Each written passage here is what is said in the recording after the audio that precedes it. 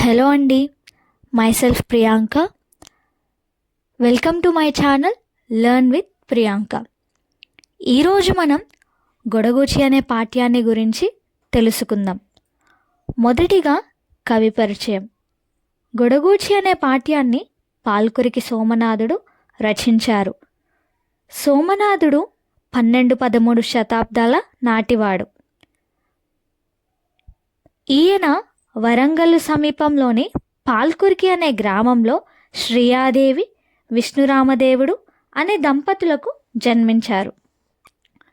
వీరు పాల్కురికిలో వెలసిన సోమేశ్వరుని అనుగ్రహంతో పుట్టడం వల్ల వీరి తల్లిదండ్రులు సోమనాథుడు అనే పేరు ఈయనకు పెట్టారు. ఈ పాఠ్యం బసవ పురాణం తృతీయాశ్వాసం నుండి గ్రహింపబడింది. దేశీ సంప్రదాయంలో రచనలు చేసిన మొట్టమొదటి కవి పాల్కురికి సోమనాథుడు.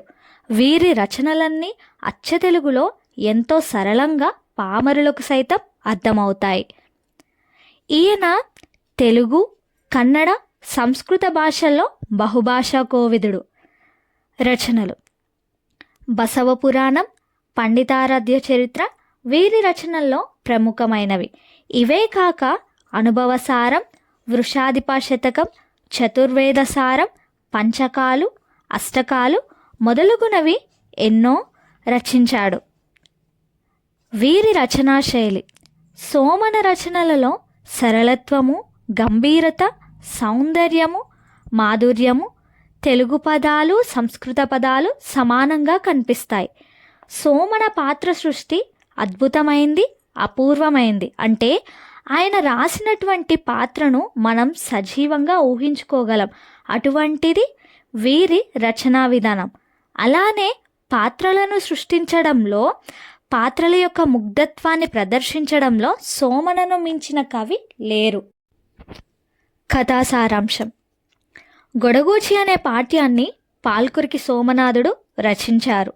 గొడగూచి అనగా 10-12 సంవత్సరాల మధ్య గల బాలిక అని అర్థం. గొడగూచి అని పాత్రలో కవి చిన్నపిల్లల యొక్క మనస్తత్వాన్ని ఎంతో చక్కగా వివరించారు. వారు ఎంత అమాయకంగా, ఎంత ప్రేమ కలిగి ఉంటారో ఈ పాత్ర వలన మనం తెలుసుకోవచ్చు. అయితే ఇక్కడ మనకు ఆ పసిపిల్లల యొక్క మనస్తత్వాన్ని కళ్ళకు కట్టినట్లుగా మనకు చూపించడమే కవిగారి యొక్క పాత్ర సృష్టి. ఇప్పుడు కథలోనికి వెళ్ళినట్లయితే, గొడగూచి తండ్రి పేరు శివదేవయ్య. అతడు గొప్ప శివభక్తుడు. ప్రతిరోజు శివాలయానికి వెళ్ళి కుంచెడు పాలు శివునికి నైవేద్యంగా పెట్టేవాడు. అయితే ఒక రోజున శివదేవయ్య భార్యతో కలిసి వేరే ఊరికి వెళుతూ ఆ పనిని గొడగూచికి అప్పగిస్తాడు. అది ఏమిటంటే, శివునికి రోజు కుంచెడు పాలు నైవేద్యంగా పెట్టమని గొడగూచికి అప్పగించి తన భార్యతో కలిసి వేరే ఊరికి వెళతాడు. గొడగూచి తన తండ్రి చెప్పినట్లే మంచి ఆవు పాలను మరగ కాచి కుంచెడు పాలు గిన్నెలో పోసుకొని శివుని ఆలయానికి వెళ్ళి ఆ పాత్రను శివుని లింగం ముందు పెడుతుంది. అయితే తాను చిన్నపిల్ల కాబట్టి శివలింగం స్వయంగా ఆ పాలను తాగుతుందేమో అనుకుంది. శివుడు ఆ పాలు తాగకపోయేసరికి ఆందోళన పడింది. శివుణ్ణి పాలు తాగమని వేడుకొంది. తను శివుణ్ణి వేడుకున్న తర్వాత కూడా శివలింగం ఆ పాలు తాగకపోయేసరికి శివుడు పాలు తాగకపోవడానికి గల కారణాలు ఆమె ఊహించింది. అసలు శివుడు పాలు ఎందుకు తాగడం లేదు? ఒకవేళ నేను చూస్తే శివుడు పాలు తాగడు ఏమో అని భావించి కొంచెం సేపు వెనక్కి వెళ్ళి మళ్ళీ వచ్చింది. అయినా గిన్నెలో పాలు తగ్గలేదు. శివుడు పాలు త్రాగకపోవడానికి కారణం ఏంటి అని గొడగూచి శివుణ్ణి ఇలా ప్రశ్నలు వేసింది. ఓ లింగమూర్తి, పాలు కాచడం చాలలేదా? అంటే సరిపోలేదా? లేదా సరిగ్గా కాయలేదా? పాలు కమ్మని వాసన రావడం లేదా? పాలు అపరిశుభ్రంగా ఉన్నాయా? లేదా విరిగిపోయాయా? పాలు త్రాగే సమయం దాటిపోయిందా? పాలు పొగవాసన వస్తున్నాయా? లేదా పాలు త్రాగాలని బుద్ధి పుట్టడం లేదా? పాలల్లో నీళ్లు కలిసాయా? లేక నేను ఒంటరిగా పాలు తీసుకొచ్చాననా? ఇవి ఆవు పాలు కావు అని భావిస్తున్నావా? లేక నేను ఈ పాలపై దృష్టి పెట్టలేదనా? ఈ పాలు కుంచెడు లేవా?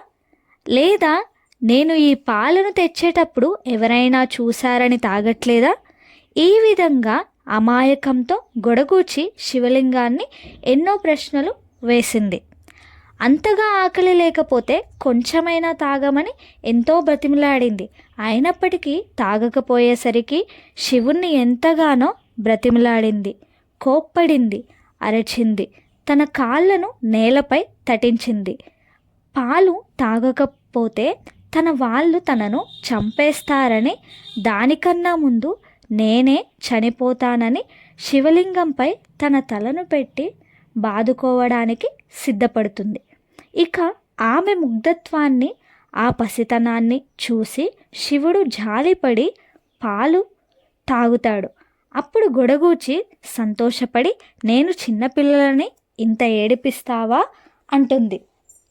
అలానే మరుసటి రోజు గొడగూచి ఖాళీ గిన్నెతో వస్తుంటే ఊరు నుండి వస్తున్న శివదేవయ్య చూశాడు. పాలు ఏమయ్యాయని శివదేవయ్య గొడగూచిని అడుగుతాడు. శివుడు పాలు తాగేశాడని చెబుతుంది. గొడగూచి చెప్పిన మాటలు అతను నమ్మలేదు. గొడగూచితో పాటు మరునాడు శివదేవయ్య కూడా గుడికి వచ్చాడు. ఆ రోజు శివుడు పాలు తాగలేదు. దానితో తన కూతురే రోజు పాలు తాగి అబద్ధం చెబుతుందని శివదేవయ్య అనుకుంటాడు. శివదేవయ్య అలా అనుకొని ఆమె పొట్టను చీలుస్తానని గట్టిగా పట్టుకోబోయాడు. శివుడు ఆమె ముగ్ధభక్తిని మెచ్చి ఆమెను తనలో ఐక్యం చేసుకున్నాడు. ఈ విధంగా గొడగోచి యొక్క ముగ్ధత్వాన్ని సోమన గారు మనకు తెలియజేశారు. అలానే ఈ పాఠ్యంలో ముఖ్యంగా చిన్నపిల్లల యొక్క మనస్తత్వం, వారి యొక్క అమాయకత్వం, వారు కలిగి ఉండే ప్రేమ గుణం ఎలా ఉంటుందో పాల్కురికి సోమన గారు మనకు కళ్ళకు కట్టినట్లుగా వారి యొక్క పాత్ర సృష్టిని మనకు అర్థమయ్యే విధంగా ఈ పాఠ్యాన్ని రచించారు. Thank you for watching. Please do subscribe. Please give me your support. ఇంకా మీకు కావలసినటువంటి మరికొన్ని వీడియోస్ కోసం కమెంట్ సెక్షన్లో కామెంట్ చేయండి.